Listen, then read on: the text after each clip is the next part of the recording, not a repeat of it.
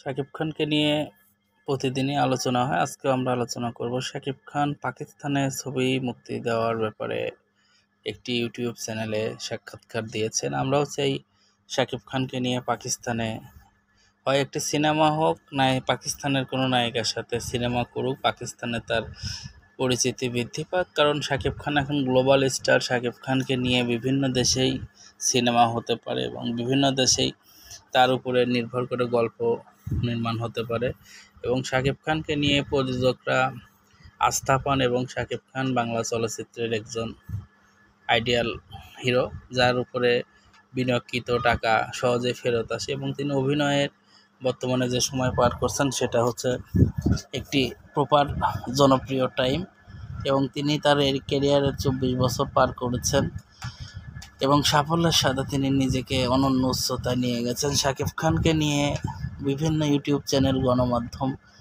খবর নিউজ প্রকাশ করে থাকে। আমরাও আপনাদের চ্যানেলে অনেক নিউজই করি শাকিব খানকে নিয়ে। শাকিব খানের আপকামিং দরদ নিয়ে আমরা বেশ কিছু ভিডিও নির্মাণ করেছি, আপনারা চাইলে সেগুলো দেখে নিতে পারেন। নায়ক রুবেলের যে নায়িকার রেকর্ড সেটা হয়তো শাকিব খানই ভেঙে দেবে। কারণ এই কথাটা কেন বলছি জানেন? নায়ক রুবেল নাকি ৯৭টা হিরোইনের বিপরীতে কাজ করেছেন। তো প্রিয় দর্শক, আপনারাই জানিয়ে দেবেন শাকিব খানের আর কয়টা নায়িকা সঙ্গে কাজ করলে রুবেলের এই রেকর্ডটা ভেঙে দিতে পারবে। আমরা চাই শাকিব খান একাধিক সিনেমা করুক এবং নতুন নতুন নায়িকার সাথে ছবি করুক এবং বাংলা চলচ্চিত্রকে সমৃদ্ধ করে দিক।